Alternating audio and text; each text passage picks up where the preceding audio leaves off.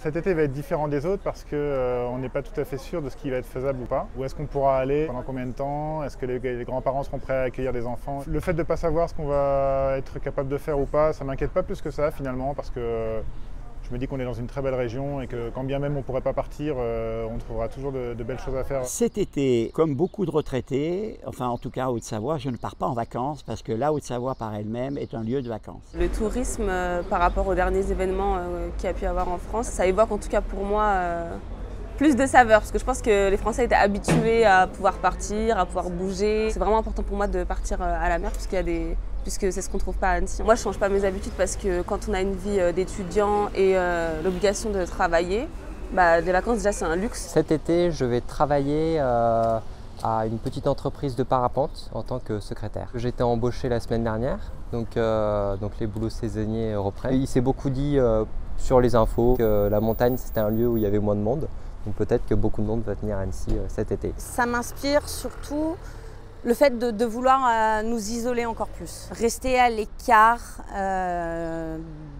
des autres touristes et puis faire plus à la limite des balades paysages plutôt que des lieux culturels. C'est vrai que quand il y a beaucoup de monde, c'est un petit peu compliqué de se déplacer. Mais après, c'est vrai que c'est un petit peu triste. Vous pouvez croiser beaucoup moins de gens, beaucoup moins de touristes. La ville, elle vit pas trop en ce moment. Je pense que cette année, il n'y aura pas les mêmes touristes. Ce sera plus ceux qui habitent ici qui vont redécouvrir sûrement la région. Les commerçants, ils sont directement impactés par le tourisme. Les conséquences, ça va être le chômage. Les gens qu'ils embauchaient, ils vont peut-être pas les reprendre cette année. Du point de vue économique, ça va être, je pense, catastrophique. Si on veut ratterrir sur nos pattes, va falloir qu'on se contente de nos commerces locaux. Mais le problème, c'est que nos produits locaux, ils coûtent cher. On a tous pris un coup financièrement et ça va être dur de résister à la tentation d'acheter en Chine ou je sais pas où.